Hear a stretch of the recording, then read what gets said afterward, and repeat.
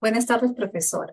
Somos integrantes del grupo número 6 y el día de hoy vamos a hablar sobre el caso Amnistía Internacional acusa a las autoridades peruanas de mercado racista en la represión de las protestas.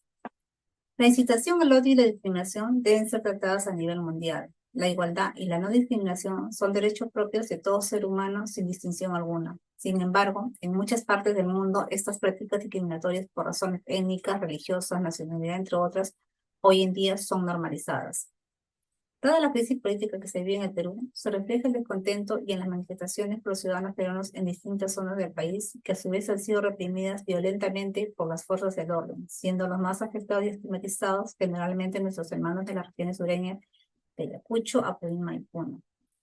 Frente al caso, la Amnistía Internacional acusa a las autoridades peruanas de mercado racista en la represión de protestas que han sacudido el país desde el mes de diciembre, diciendo que están atacando poblaciones que históricamente han sido discriminadas, mayoritariamente indígenas, siendo objeto de discriminación y desigualdad en su acceso a la participación política y ha permanecido en continua lucha por acceder a los derechos básicos de salud, vivienda y educación, lo que constituye una violación a las normas internacionales de derechos humanos. Ante este caso, nuestra postura es el rechazo ante cualquier sesgo racista e incitación al odio ante cualquier ser humano, porque como ciudadanos tenemos derechos y deberes que implica el acceso a garantías políticas, asistencia social, así como acatar y respetar las leyes, siendo el ciudadano quien da sentido político a su comunidad, quien define su vida y los parámetros generales de vida a su comunidad.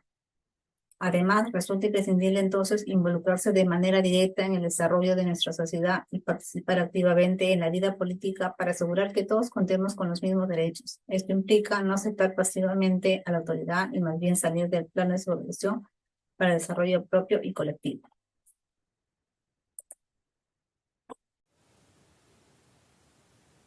Buenas tardes. Definiendo el término discriminación. Trato diferente y perjudicial hacia una persona por motivos de raza, sexo, religión, ideas políticas, etc.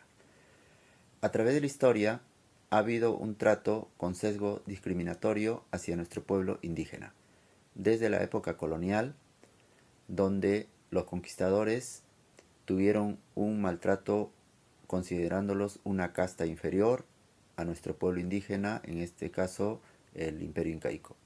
Pasando a la época republicana, la oligarquía se adueñó de la riqueza administrándolos a su antojo, avalado por el Estado o gobierno de turno. En la actualidad también se da eso.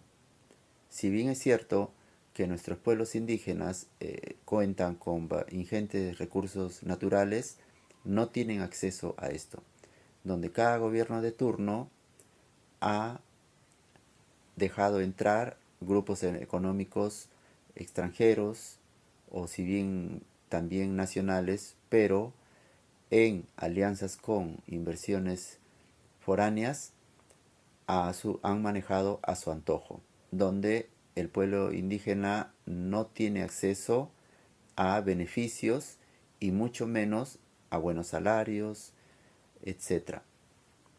y a comodidades dadas que deberían ser dadas de por sí por el acceso a dichos recursos. Ahí es donde surgen las protestas y el Estado, como tal, elegidos democráticamente, deberían defender los derechos de sus conciudadanos, usando el brazo militar policial, dándose el abuso de autoridad para la represión de dichas protestas.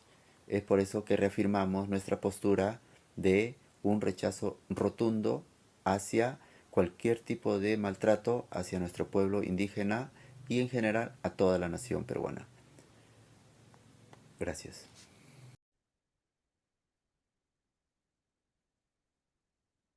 En conclusión, la tesis de este ensayo es que las autoridades peruanas actuaron con un marcado sesgo racista en la represión de las protestas que han sucedido en el país desde diciembre del año 2022 en el Perú.